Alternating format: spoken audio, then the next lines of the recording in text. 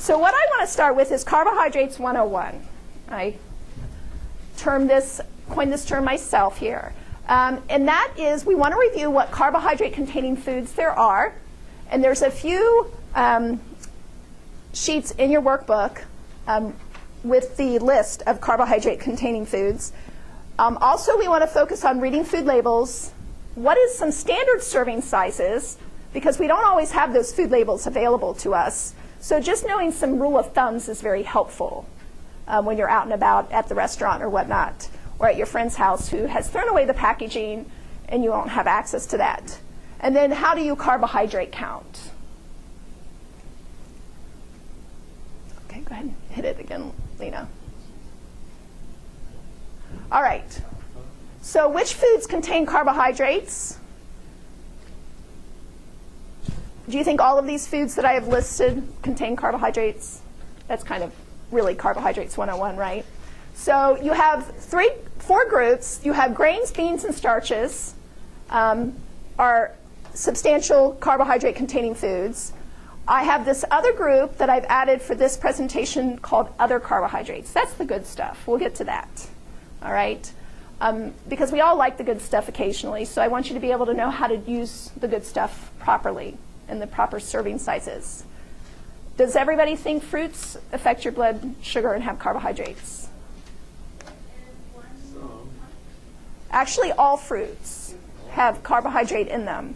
They actually are a simple sugar. They're very helpful, and we want to encourage you to eat fruits, but they have to be limited. And it varies between the fruits because of their water content. So the less water they have, the smaller the serving size, the more water, generally the bigger the serving size.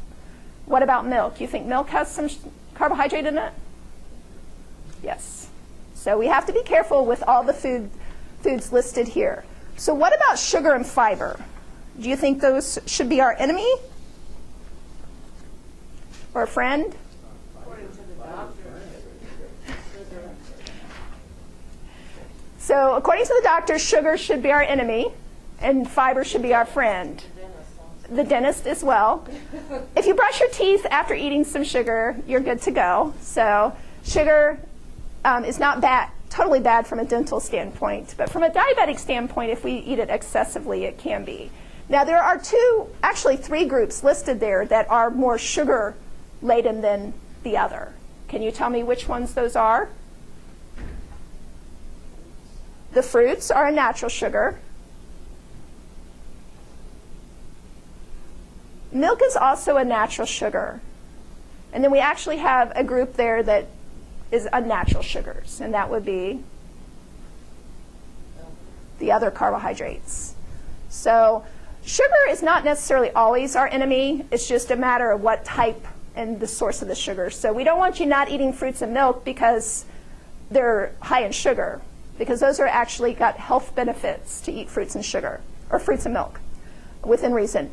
And then by eating higher fiber foods, it helps lower how quickly you absorb the sugar. So fiber is actually a good friend when you're eating. It really lowers how quickly you can absorb blood glucose, or glucose from the food to get into the blood.